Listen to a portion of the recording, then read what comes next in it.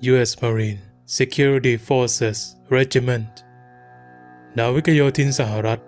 กรมรักษาความปลอดภัยและ British Royal Marine Commando 43 Commando Fleet Protection Group Royal Marines นาวิกโยธินอังกฤษกรมป้องกันกองเรือ Commando 43 ดำเนินการฝึกเข้าตรวจค้นห้อง Room Clearing Drills ในระหว่างการฝึกการสู้รบระยะประชิด Close Quarters Battles Training CQB และการฝึกซ้อมยิงกระสุนจริงที่ศูนย์ฝึกปฏิบัติการยุทธวิธีตำรวจ Northumbria Police Operational Tactical Training Center Gateshead Thailandvia United Kingdom สหราชอาณาจักร 11 กันยายน 2023 U.S. Marine และ British Royal Marine Commandos ผ่านการฝึกอบรมยุทธวิธี CQB เพื่อเพิ่มความสามารถและความรู้ในยุทธวิธีต่างๆการฝึกภายใต้รหัส Tartan Eagle เป็นการฝึกซ้อม2ฝ่ายประจำปีสำหรับนาวิกโยธินสหรัฐและกรมคอมมานโด 43 นาวิกโยธินอังกฤษในการเดินทางไปสถานที่ฝึกอบรมของกันและกันเพื่อแลกเปลี่ยนยุทธวิธีเทคนิคและขั้นตอนในการรักษาความปลอดภัยประจำสถานที่ตั้งเพื่อส่งเสริมความสัมพันธ์ที่ส่งเสริมการบูรณาการการทำงานร่วมกันและการพึ่งพาอาศัยซึ่งกันและกันในท้ายที่สุดนาวิกโยธินสหรัฐ Corporal Jaden Bowles Infantryman Close Quarters Battle Team แบ่งปันมุมมองที่ไม่เหมือนใครของเขาในระหว่างการฝึกซ้อม Exercise Tartan Eagle 2023 Phase 1 and 2 Royal Marines และหน่วยปฏิบัติการพิเศษของสหราชอาณาจักรที่มีความสามารถกำลังรบคอมมานโดซึ่งเป็น1 ใน 5 กองทหารต่อสู้ของกองทัพเรือกรมคอมมานโดจัดเตรียมกำลังรบนอกประเทศสะเทินน้ำสะเทินบกที่มีความพร้อมสูงซึ่งจะเบนความสนใจยับยั้งการรบหน่วงเวลาหรือทำลายศักยภาพทางทหารของศัตรูก่อนที่ฝ่ายศัตรูจะสามารถนำมันมาใช้ต่อสู้ได้อย่างมีประสิทธิภาพกับกองกำลังฝ่ายเดียวกันโดยเฉพาะอย่างยิ่ง 43 Commando Fleet ทำงานอย่างใกล้ชิดกับนาวิกโยธินสหรัฐตำรวจกระทรวงกลาโหมสถาบันอาวุธปรมาณูและหน่วยยามฝั่งสหรัฐการฝึก Tartan Eagle เป็นการฝึกที่สร้างความสัมพันธ์และยุทธวิธีกับนาวิกโยธิน Bowles อธิบาย Tartan Eagle ระยะที่ 1 ทบทวนระบบอาวุธและบูรณาการนาวิกโยธินนอกจากนี้สมาชิกของหน่วยยังประเมินความแตกต่างในการฝึกซ้อมเพื่อเพิ่มประสิทธิภาพในการสื่อสารในช่วงระยะที่ 1 และระยะที่ 2 Tartan Eagle ระยะที่ 1 และ 2 มีความคล้ายคลึงกันในภารกิจและแตกต่างกันในด้านยุทธวิธีการฝึก Tartan Eagle ระยะที่ 1 จัดขึ้นในเมืองเชสพีกรัฐเวอร์จิเนียซึ่งรวมถึงกองกำลังทั้งสองที่ร่วมมือกันในเรื่องความปลอดภัยของอาวุธผ่านหลักสูตรการยิงปืนไรเฟิลคาร์บาย M4 และปืนพก M18 Pistol และสุดท้ายร่วมมือกันระหว่างเทคนิคการต่อสู้ระยะประชิด Close Quarter Battle Techniques ระยะที่ 2 อยู่บนแผ่นดินสหราชอาณาจักรเป็นเวลา2 สัปดาห์นอกเหนือจาก CQB และสนามยิงกระสุนจริงแล้วนาวิกโยธินยังมุ่งเน้นไปที่ปฏิบัติการทางทหารในการฝึกภูมิประเทศพื้นที่สิ่งปลูกสร้าง Urbanized Terrain Training ระยะสนามยิงจำลอง Simulation Range และเทคนิคการลงทางดิ่งหรือโรยตัว Rappelling Techniques Bowles เน้นย้ำว่าการฝึกนี้มีความสำคัญอย่างยิ่งเมื่อพูดถึงการทำงานร่วมกันระหว่างพันธมิตรมอบโอกาสในการเอาชนะความแตกต่างในด้านกลยุทธ์และอุปสรรคทางภาษาในระยะที่ 2 เราทำงานกันอย่างใกล้ชิดกับนาวิกโยธินพวกเขาอธิบายจริงๆว่าทำไมและวิธีที่พวกเขาทำบางสิ่งที่พวกเขาทำการรวมกลยุทธ์ทั้งสองเข้าด้วยกันทำให้เกิดเวอร์ชันไฮบริดแบบฉบับลูกผสม Bowles กล่าวเมื่อสิ้นสุดการฝึก Tartan Eagle 23 โบสตั้งตารอที่จะนำทักษะใหม่ๆกลับคืนสู่บ้านเกิดแน่นอนว่าฉันจะนำขั้นตอนและเทคนิคการจับอาวุธกลับมาโบสสรุป Northumbria Police Range Force Protection Group Royal Marines Corporal Michael Down สมาชิก Armored Support Group Team ชุดยานเกราะสนับสนุนของ 43 Commando Fleet Protection Group Royal Marines ได้รับการบรรจุมอบไปยัง Recapture Tactics Troop Royal Marines ดาวได้รับการเลือกให้เข้าร่วมการฝึก Tartan Eagle ซึ่งเป็นการฝึกซ้อม2 ฝ่ายทุกๆ 2 ปี โดยแบ่งออกเป็น 2 ช่วงสำหรับนาวิกโยธินสหรัฐและ Royal Marines ของอังกฤษเพื่อฝึกกลยุทธ์และฝึกยุทธวิธีในการรบระยะประชิด CQB ในระยะที่ 1 ของ Tartan Eagle ดาวเดินทางไปยัง Chesapeake เวอร์จิเนียซึ่งเขาได้รับคำแนะนำให้รู้จักกับนาวิกโยธินสหรัฐกับทีม Recapture Tactics ของ Marine Corps Security Force Regiment ยุทธวิธี CQB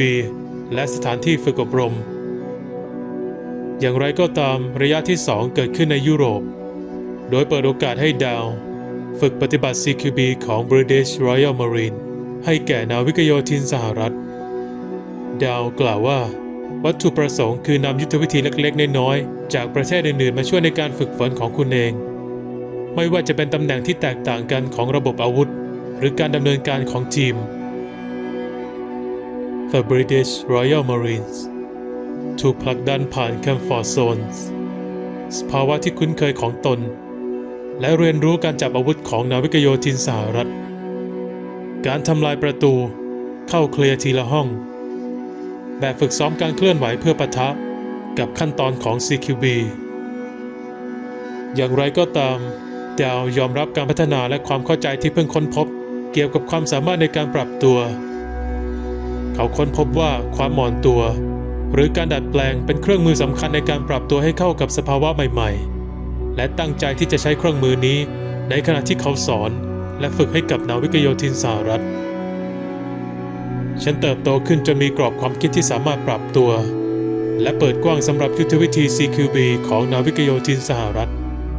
ดาวกล่าวต่อสิ่งนี้แสดงให้เราเห็นถึงความสำคัญของความสามารถในการปรับตัวและไม่มีวิสัยทัศน์คับแคบ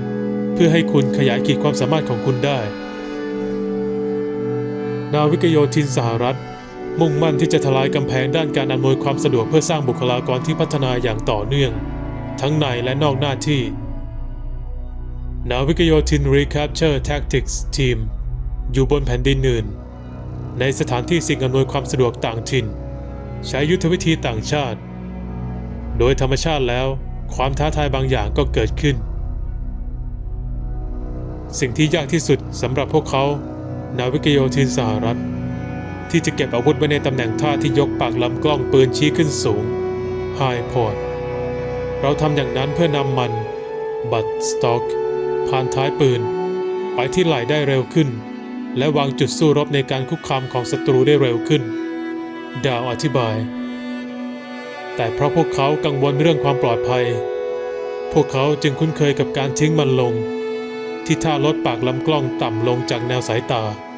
Low Port Position หรือ Low Ready มันเป็นตำแหน่งที่เข้าใจได้และสิ่งที่เราเรียนรู้ในอเมริกา The British Royal Marines จะพูดเฉพาะเมื่อจำเป็นเท่านั้นเพื่อตรวจจับภัยคุกคามที่อาจเกิดขึ้นอย่างมีกลยุทธ์การเปลี่ยนแปลงขั้นตอนการปฏิบัติงานนี้ส่งผลกระทบต่อนาวิกโยธินสหรัฐเมื่อไปฝึกที่ต่างประเทศในระหว่างการฝึก Tartan Eagle Phase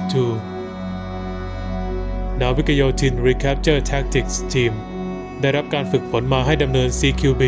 ด้วยความก้าวร้าวและรวดเร็วไม่เพียงเป็นปัจจัยในการขู่ขวัญเท่านั้นแต่ยังต้องแน่ใจว่าพวกเขาสามารถสื่อสารในเหตุการณ์ที่มีความเข้มข้นสูงได้นาวิกโยธินสหรัฐจะส่งเสียงและดังมากกว่าอย่างไรก็ตามเราก็เงียบกว่าหรือรักษาการโจมตีโดยไม่ทันได้ตั้งตัวเอาไว้ดาวอธิบายว่า ตอนที่เราอยู่ในอเมริกาเราพยายามปฏิบัติการและสื่อสารด้วยเสียงเหมือนพวกเขาแต่เมื่อนาวิกโยธินสหรัฐมาที่นี่ทุกอย่างกลับตรงกันข้ามและเราต้องสอนพวกเขาถึงวิธีการแสดงเสียงโวยวายและก้าวร้าวเมื่อเห็นว่าจำเป็นเท่านั้นตลอดการฝึกนาวิกโยธิน Recapture Tactics Team เริ่มปรับตัวและรวมยุทธวิธี CQB ของ Royal Marine CQB ของอังกฤษเข้ากับชุดทักษะระยะประชิดกำลังรบทั้งสองแสดงความทุ่มเทความแน่นแฟ้นที่เกิดขึ้นและความหลงใหลในการปรับแต่งทักษะ CQB ซึ่งทำให้สามารถทำงานร่วมกันได้อย่างง่ายดายดาวตระหนักถึงผลประโยชน์ของการฝึกอบรมทั้งสองประเทศร่วมกันและการเติบโตที่เกิดขึ้นภายในของผู้ปฏิบัติหน้าที่พวกเขานาวิกโยธินสหรัฐได้รับการฝึกในศูนย์ CQB ของเราและใช้วิธีการเข้าในประเภทต่างๆเป็นเรื่องดีที่ได้เห็นพวกเขาปรับตัวและพยายามใช้กลยุทธ์ของเราดาวกล่าวต่อการฝึกอบรมกับนาวิกโยธินสหรัฐนั้นยอดเยี่ยมมากการมีปฏิสัมพันธ์กับชาติอื่นๆและสร้างความเป็นปึกแผ่นนั้นเป็นสิ่งที่ดีเสมอมันง่ายมากเช่นกันเพราะนาวิกโยธินสหรัฐมีประสบการณ์มากในการยิงปืนพกและปืนไรเฟิลดาวได้รับโอกาสในการฝึกฝนในต่างแดนปรับแต่งกลยุทธ์ CQB ของเขากับนาวิกโยธินสหรัฐและแสวงหาการพัฒนาส่วนบุคคลด้วยการใช้บทบาทความสามารถที่มีรอบด้านเขากล่าวถึงความรู้สึกขอบคุณอันมหาศาลที่ได้ฝึกฝนร่วมกับนาวิกโยธินสหรัฐและสร้างมิตรภาพที่ดีเป็นการฝึกที่มหัศจรรย์เสมอในอเมริกาเพราะสถานที่ฝึกภูมิประเทศในเมืองนั้นใหญ่กว่ามากและนาวิกโยธินสหรัฐก็มีอุปกรณ์มากกว่าอย่างไรก็ตามการอนุญาตให้นาวิกโยธินสหรัฐเข้ามายังสถานที่สิ่งอำนวยความสะดวกของเราก็เป็นเรื่องดีเช่นกันเราสามารถมุ่งเน้นไปที่การเปรียบเทียบกลยุทธ์และวิธีการของ CQB ได้ดาวกล่าวต่อฉันเคยร่วมงานกับชาวอเมริกันมาหลายครั้งแล้วและเป็นเรื่องน่ายินดีเสมอเรามีอารมณ์ขันเหมือนกันและมันเป็นช่วงเวลาที่ดีเสมอ Corporal Umberto Rangel Recapture Tactics Team สมาชิกชุดยุทธวิธียึดคืน Alpha Company กองร้อยอัลฟากองกำลังรักษาความปลอดภัยนาวิกโยธินกองพันแบงกอร์ Marine Corps Security Forces Battalion Bangor ทำการยิงปืนเล็กสั้นจู่โจม Colt Canada C8 Carbine ในระหว่างการยิงการตั้งศูนย์เล็งปืน Colt Canada C8 ชื่อเดิม Dimarco ทำงานด้วยระบบแก๊สดันตรงห้องลูกเลื่อนหรือระบบแก๊สพุ่งหน้าลูกเลื่อน Direct Impingement Corporal Eric Brealey a Recapture Tactics Team Member First Platoon Alpha Company หมวด 1 กองร้อยอัลฟา Captain Nathan Johnston a Recapture Tactics Team Platoon Commander ผู้บังคับหมวดกองพันแบงกอร์และ British Royal Marine Commando ดำเนินการต่อสู้ระยะประชิด CQB ทำการเข้าไปในอาคารเคลียร์ตรงทางเข้าประตูเข้าไปในโถงทางเดินเคลียร์โถงทางเดินจัดตำแหน่งการรักษาความปลอดภัยดำเนินการเข้าไปในห้องทำการเคลียร์ห้อง Lance Corporal Jack Harris a Basic Security Forces Guard First Platoon Alpha Company Battalion Bangor Sergeant Adrian Martinez a Close Quarters Tactics Instructor ผู้ฝึกปฏิบัติยุทธวิธีระยะประชิดจาก Training Company U.S. Navy Master at Arms Third Class Josiah Keith a Recapture Tactics Team U.S. Navy Master at Arms Third Class Tresley Dupont a Recapture Tactics Team Alpha Company Sergeant Garrett Keener Advanced Urban Tactics Instructor ผู้ปฏิบัติยุทธวิธีขั้นสูงพื้นที่สิ่งปลูกสร้างจาก Training Company Sergeant Matthew Tengalia A Close Quarters Battles Instructor Training Company Corporal Christian Bond A Recapture Tactics Team Member Alpha Company Corporal Ethan Coley A Recapture Tactics Team Sergeant Cooper Dye Advanced Urban Tactics Instructor Training Company Sergeant Toby Schiller A Close Quarters Battle Instructor Training Company